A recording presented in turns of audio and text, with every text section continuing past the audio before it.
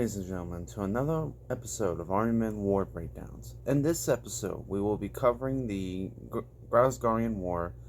In the previous episode, we covered the beginning/prologue about the war and what caused it to happen. But in this episode, we are covering the first few battles and assaults of the war that made it official. Without further ado, let us move on.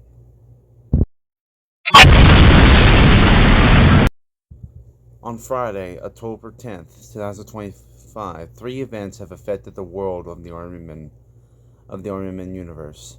Once, they were at peace for 2 months and a week, but these three events are the beginning of a new world war.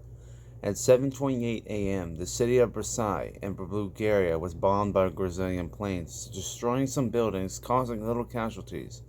The casualties were 12 civilians, along with 3 police officers.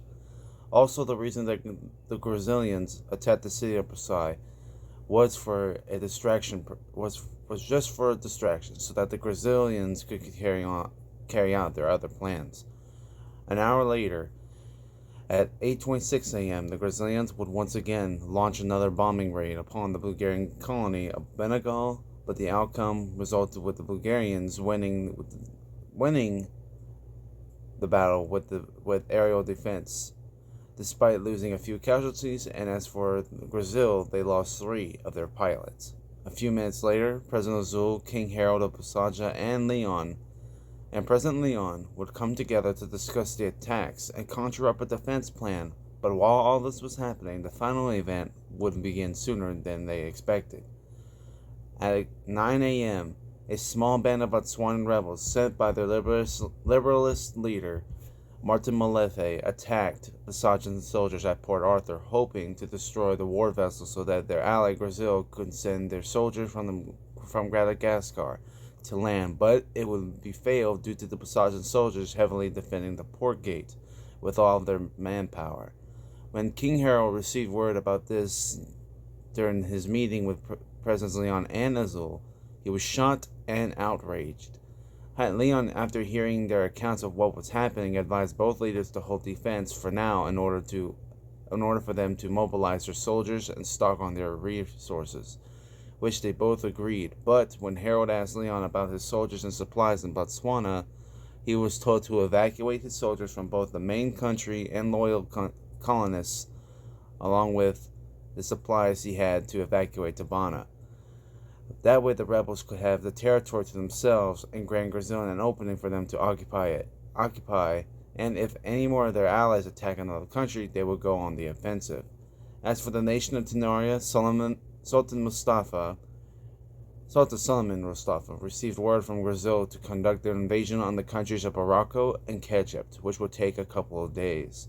As for the Bulgarians that were also allied with Brazil, they were tasked to begin their invasion of Angola, but the Bulgarians wanted to wait for their Brazilian allies to take over Botswana before they could enact their plan. Within 3 days, Passaja managed to evacuate all of their soldiers safely to Bana without any attacks. It turns out the Botswanan rebels had been told to hold off due to their spies telling them about their evacuation, and they wouldn't want to lose any more men anyhow.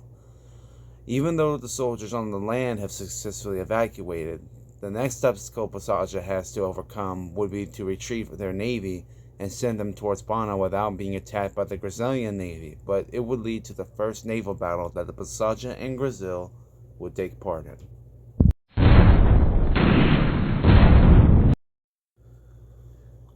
On Tuesday, October 14th, 2025, at 10:53 a.m., the last 2 remaining Passaja Royal Naval ship Handsworth and Wilkins were on their way towards the southern docks of Bana, but they were spotted by Brazilian naval ships sailing from Madagascar to Botswana to assist in aiding their allies. The Brazilian naval ships, the Aquila and Victor, began to attack the Passajas by sending their air force to bomb the ships, but the Passajan Royal Air Force would also launch their planes in the air to shoot down the Brazilian fighters, which proved to be a victory for Passaja, but it was short-lived due to the last and surviving plane being shot down by the cannons from the Brazilian naval warships, and another set of cannon fire managed to destroy and sink the Passaja Royal Naval ship Wilkins. Commanding the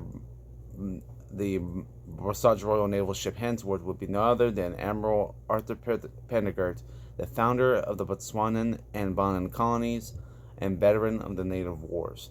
With the men and guns he had left, he ordered his men to engage returning fire upon the Grazgarian vessels, which they managed to do little damage to both of them. But the outcome will result with Arthur Pendergast and his crew to sink along with the ship Hansworth. The Grazgarians have won the battle and continue to sail towards the shores of Botswana to help their allies set up military defenses. As for the Tenarian forces, they were able to sail towards the northern shores of Aplastica without any trouble from Bulgaria and managed to arrive at their destination on time, just minutes after Brasage lost their 2 ships, an admiral to the Grazgarians.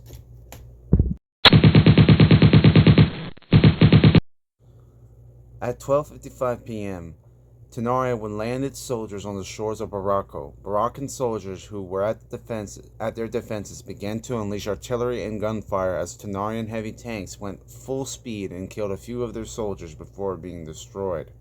After the tanks were destroyed, both sides would engage in combat for a few minutes, but the Barakan defenders began to take heavy casualties and started to retreat. Tenarian soldiers had managed to capture the Barakan beachhead, which would be seen as a tremendous victory. Meanwhile, a combined joint force of Tenarian and Budapestian units await their orders to launch their attack on Kegypt. After 24 hours of waiting, the combined force finally received their orders to attack. On Wednesday, October 16, 2025, at 8:15 a.m., Tenarian and Budapestian units began to deploy on the northern shores of Kegypt, where they would be met by Egyptian soldiers and their defenses. The Tenarians and Budapestians would launch their armor units to advance towards the defenders, providing cover for their soldiers following behind. The Egyptians within their defenses stood at the ready, and soldiers with anti-tank weapons, along with artillery and a couple of armored vehicles, began to shoot at the advancing war machines. As each tank was being destroyed, a few would return fire, killing the soldiers and destroying the armored vehicles within the first line, but the remaining tanks would soon be destroyed by soldiers within the second line. After the tanks and vehicles have been destroyed, both sides would engage in combat. The Egyptians would try to weaken the forces by using their artillery and mortars, which worked, but didn't last long. The combined units were still strong, and it left the Egyptian defenders no choice but to defend with just their rifles and other equipment they had. The Egyptians would hold a good defense, but their numbers were deteriorating quickly, resulting with the few survivors to retreat. This would be another victory for Tenoria for now. Meanwhile, in Barako, the leader Sheikh Alam knew that their force wasn't strong enough to continue their fight with Tenoria because of their losses from the invasion and due to them being lacking in modernization.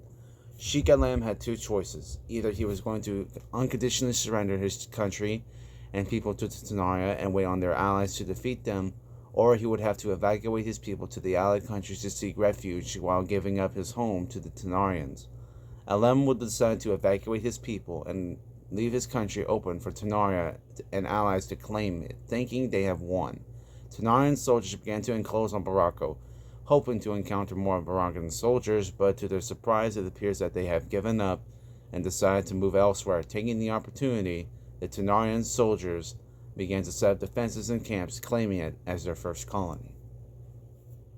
Okay guys, so this concludes this episode of the Grazgarian War Breakdown. I will be working on for the next part. I am sorry that it took a while for me to upload this video. That's because I've been busy with work. And speaking of work, I have a couple of hours before I get ready, and I took the time this morning to go ahead and record this video.